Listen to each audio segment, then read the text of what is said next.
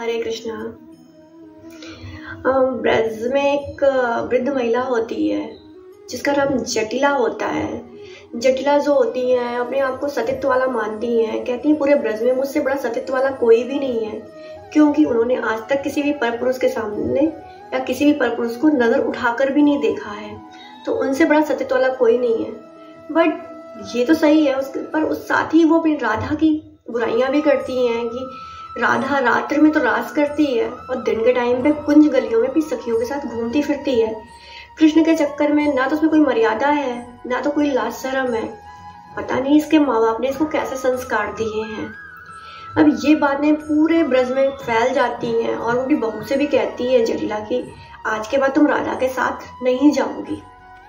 अब ये बातें जो होती हैं पूरे ब्रज में बहुत तेजी से फैलती हैं कि जटिला राधा के बारे में ऐसे कह रही हैं बातें। फिर राधा की मैया कीर्ति के पास भी आती है। कीर्ति सुनती है कि जटिला ने उनकी बेटी के बारे में ऐसा ऐसा कहा है, तो मैया क्या कहते हैं राधा के पास आती हैं और श्री जी से कहती हैं कि आज के बाद तुम घर से बाहर नहीं जाओगी, अपनी सखियों के साथ घूमने नहीं जाओगी। अब राधा दुखी होती हैं और बैठ जाती हैं। वो सोचने लगती हैं अगर मैं श्याम सुंदर का मुखमंडल नहीं देखूंगी तो मैं कैसे जी पाऊंगी, वो तो मेरे प्राण हैं। अब वो दुखी होकर बैठी होती है विरह में। फिर उनकी एक सखी आती है ललिता। ललिता पूछती है क्या हुआ, तुम दुखी क्यों हो। तो ललिता को अपनी पूरी कहानी बताती है कि जटिला ने ऐसे से मेरे बारे में कहा है और मैया ने मुझे बाहर जाने से मना कर दिया है।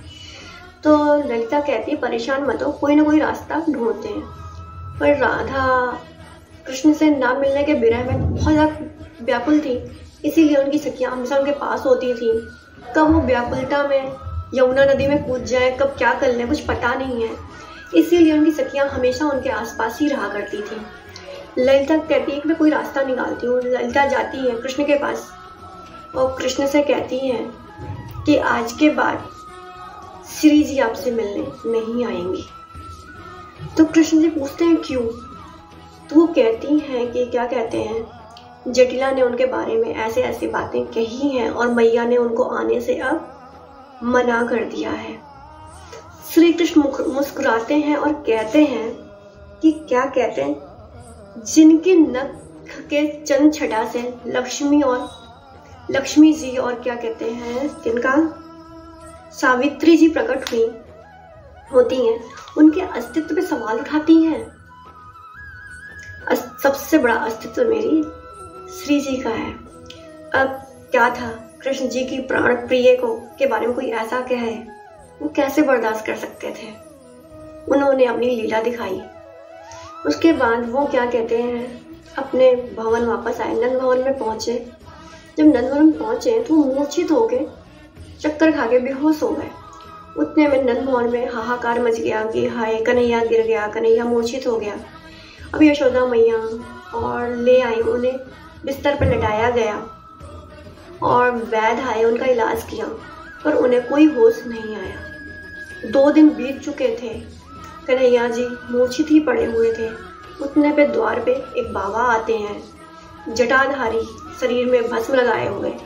बाबा आते हैं और कहते हैं भिक्षाम देही, भिक्षाम देही, भिक्षाम देही। उतने में यशोदा मैया सोचती हैं एक बाबा आए हैं, उनके पास जाती हैं बाहर, कहती हैं बाबा क्या दूं। यशोदा मैया तो बाबा कहते हैं मैया मैं रोते हुए से कुछ कोई भी इच्छा नहीं लेता, आप क्यों रो रही हैं मुझे बताइए।